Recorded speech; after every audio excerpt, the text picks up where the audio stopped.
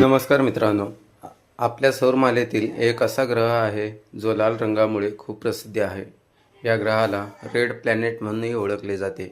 पण तुम्ही कधी विचार केला आहे का की मार्स हा ग्रह नेमका तयार कसा झाला? तो पृथ्वीप्रमाणे आहे का नाही आणि भविष्यात माणूस तिथे राहू शकतो का?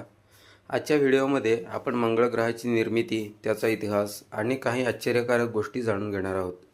सुमारे 4.6 अब्ज वर्षापूर्वी अंतरिक्षात धूळ आणि वायूंचा एक प्रचंड ढग होता.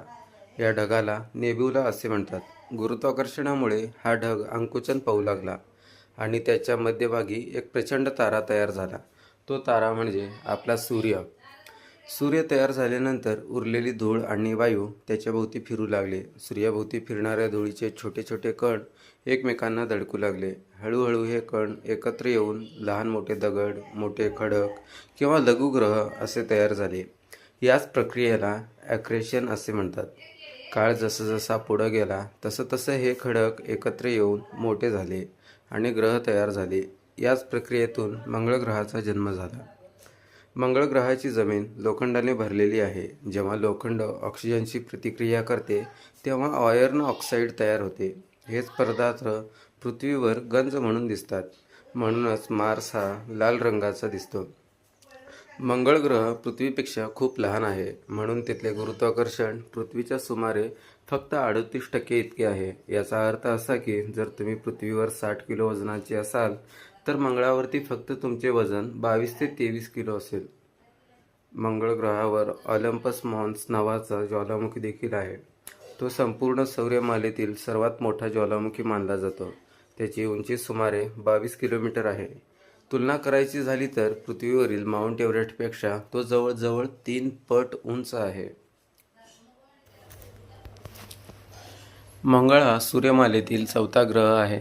त्याच्या तांबड्या रंगामुळे त्याला तांबडा ग्रह असे सुद्धा म्हटले जाते.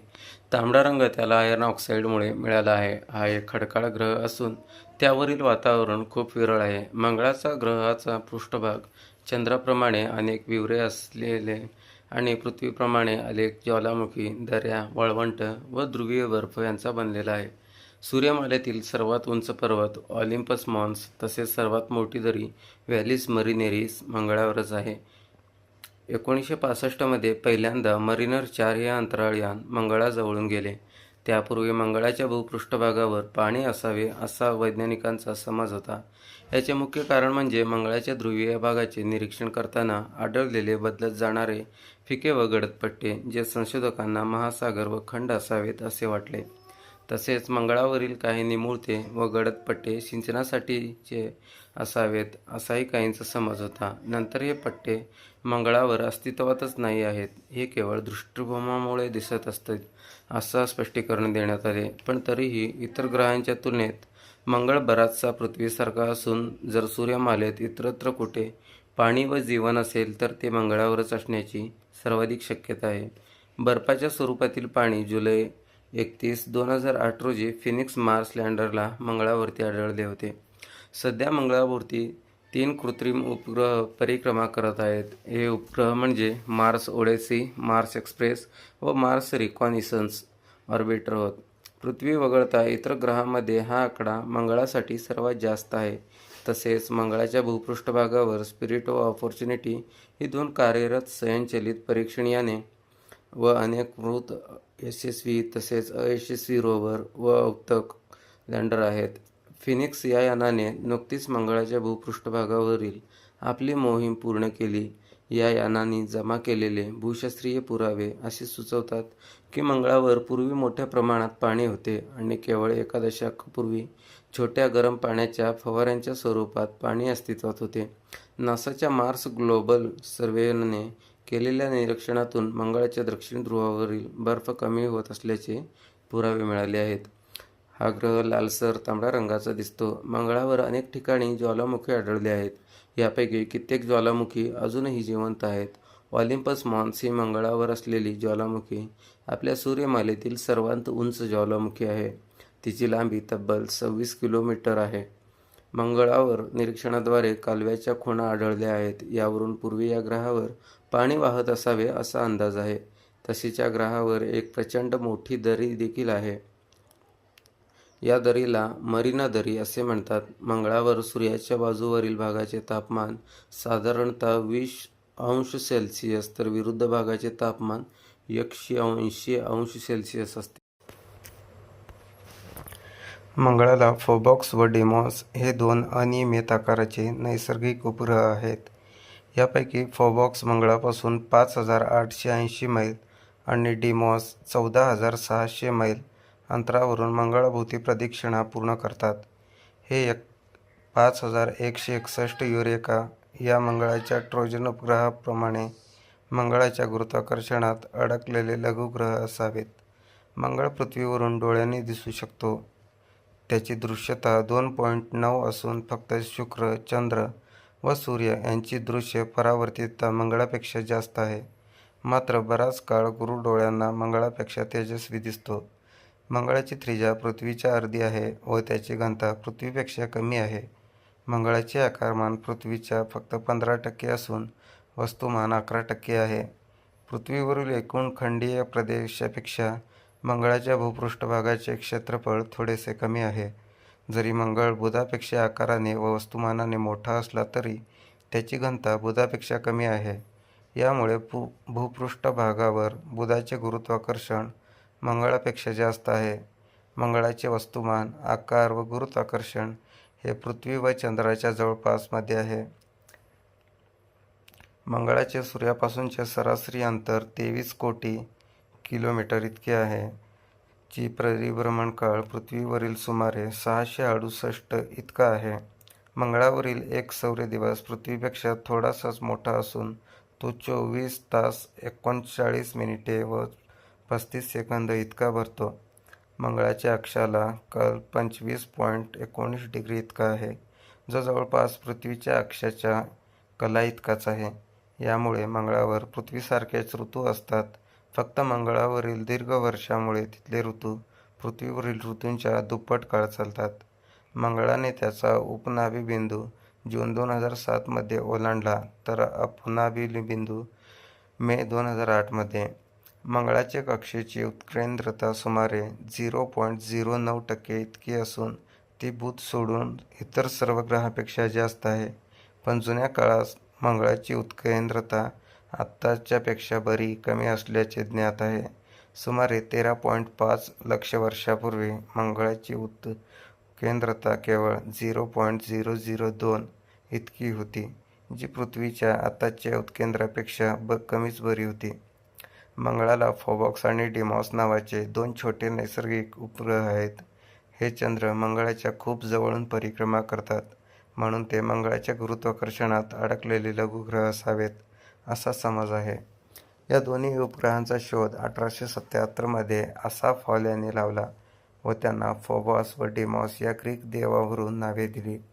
फोबॉस हा भीतीचे मूर्तरूप मानला जातो तर डिमॉस हा दहशतीचे मूर्तरूप मानला जातो. ग्रीक पुराणानुसार या जुळी भावंडे त्यांचे वडील ऑरिस यांच्यासोबत युद्धात उतरली होती. ऑरिस रोमन पुराणात मार्स या नावाने ओळखला जातो. मंगळाच्या भूपृष्ठभागावर फोबॉस आणि डिमॉसची आकाशातील वाटचाल पृथ्वीच्या चंद्राच्या वाटचालीपेक्षा खूप वेगळी दिसते.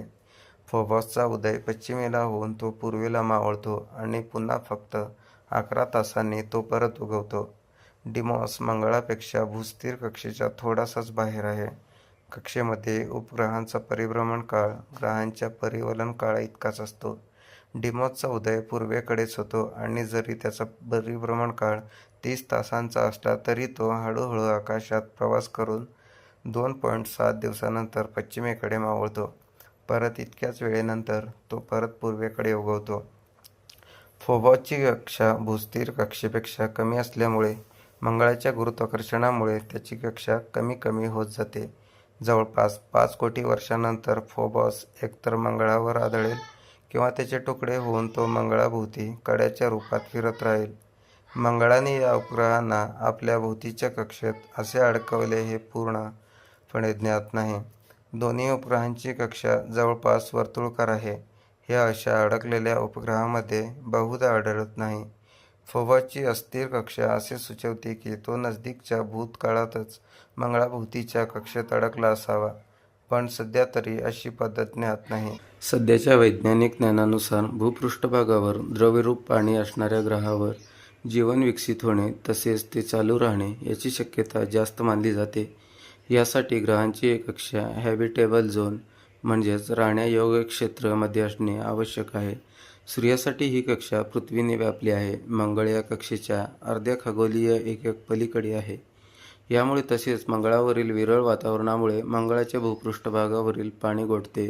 मात्र भूतकाळातील वाहते पाणी मंगळाची जीवन धारण करण्याची क्षमता दर्शविते. नजीकच्या काळात मिळालेल्या पुराव्यानुसार मंगळावर जरी पाणी असते तरी ते खूप खारट आणि आम्लधर्मी असले पाहिजे. त्यामुळे जीवसृष्टीला आधार देऊ शकले नसते. गुरुत्वाकर्षणाचा अभाव आणि विरळ वातावरण ही जीवसृष्टीच्या संभावनेसमोर मोठी आव्हाने उभी करतात.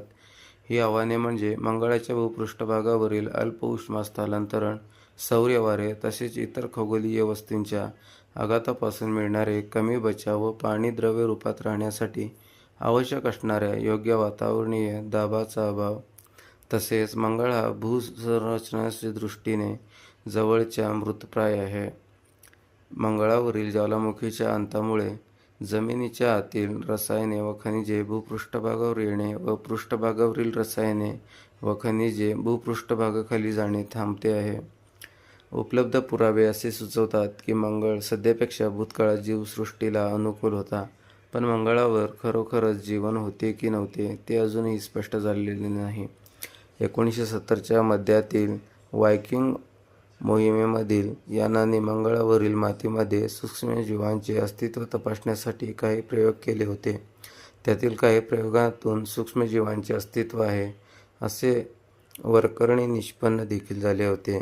या यशस्वी प्रयोगामध्ये पाणी व पौष्टिक पदार्थांच्या सानिध्यात कार्बन डायऑक्साईड तयार होण्याचे प्रमाण वाढलेले असून आले होते.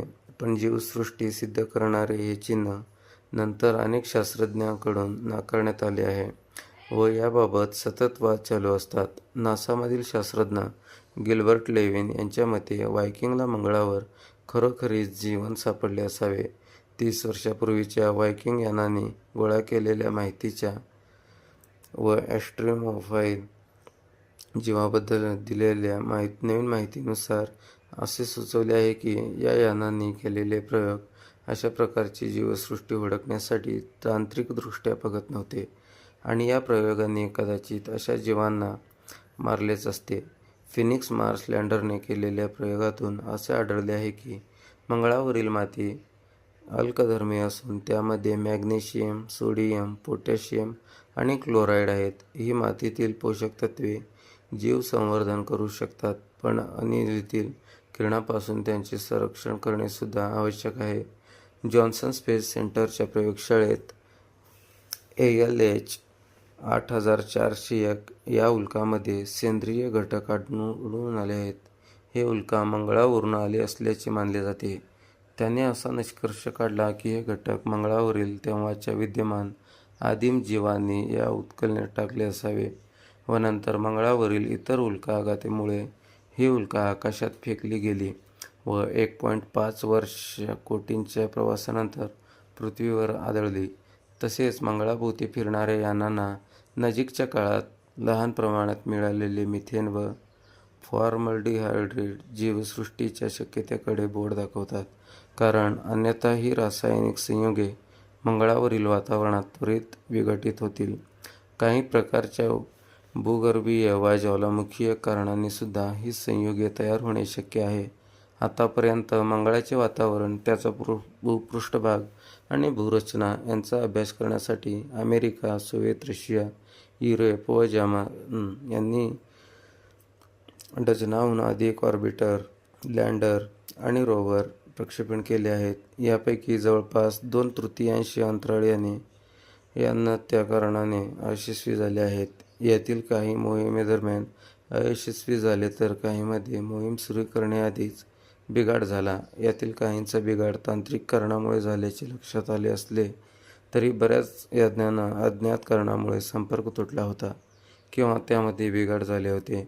यामुळे काही लोकांनी यासाठी इतर कारणे हुडकण्याचा देखील प्रयत्न केला. यापैकी काही सुचविलेली कारणे म्हणजे पृथ्वी मंगळामधील बर्मुडा ट्रायंगल, मंगळाचा शाप अथवा प्रचंड अंतराळ राक्षस, जोही अवकाशयान खाऊन जिवंत राहतो. तर मित्रांनो, अशा प्रकारे मार्स हा ग्रह तयार झाला.